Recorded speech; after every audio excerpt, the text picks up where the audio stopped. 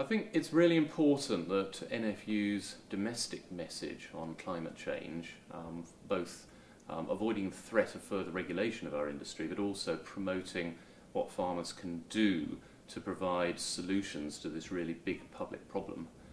It's very important to put this into an international context.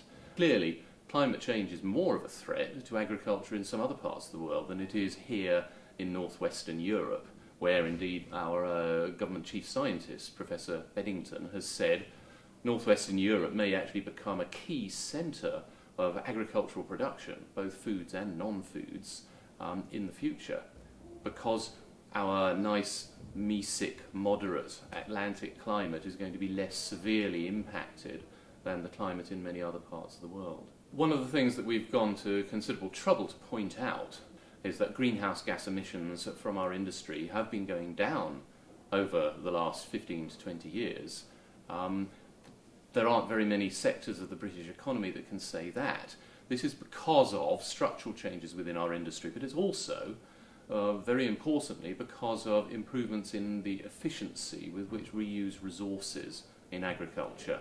The efficiency of nitrogen management, nutrient management in general, management of manures and slurries from the livestock sector as nutrient resources, and better management of animal life cycles so that the greenhouse gas emissions per unit of output, whether that's a kilogram of meat or a kilogram of wheat, will progressively continue to decrease.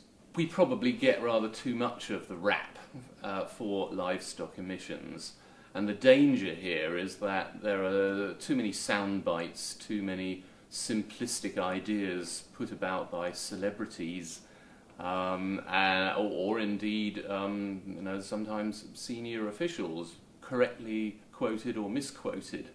The answer, of course, is that this is a complex issue, and that progressive improvements in the efficiency with which we manage livestock will result in continuing reductions in livestock emissions.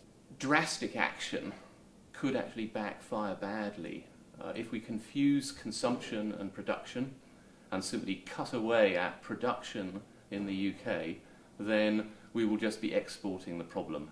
People will continue to eat meat and livestock products, but they will be sourced from abroad, and they will be sourced from places that we know, that consumers know much less about in terms of farm assurance, animal welfare standards, good practice generally. The things that we're saying farmers can do to help tackle climate change are probably firstly making those improvements in the way in which we use natural resources. All of the inputs into agriculture, we use them more efficiently, we get more agricultural output per unit of greenhouse gases emitted. The second key point, which agriculture worldwide has a large potential to offer this, storing carbon, more carbon storage in soils and vegetation.